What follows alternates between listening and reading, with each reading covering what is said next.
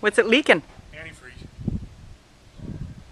But it's like a patch job. Like that looks like maybe that could be part of a garden hose. And I don't know what the heck that is, but yeah, shoot. So is it like leaking all over the driveway? A little bit, yeah. Your precious driveway? Yeah. Okay, let's get it pushed back into the garage. Well, not if it's leaking. Well, we got to put a bucket underneath it. We don't want to drip it all over the road. What am I looking at? Oh yeah, Yes, look at there's you green can goop move down it. there. Uh-oh. Open up the garage door, let's get a bucket. But you can see, look at the hoses there. You can see why it's failed. We got part of a garden hose here.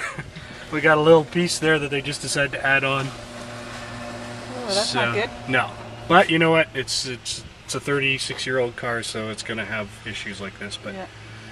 Best part is that the motor's solid, runs, and despite the little bit of smoke, it's in good shape. So. Any mice or rats come running out? No critters. This will wash off the driveway? Yeah.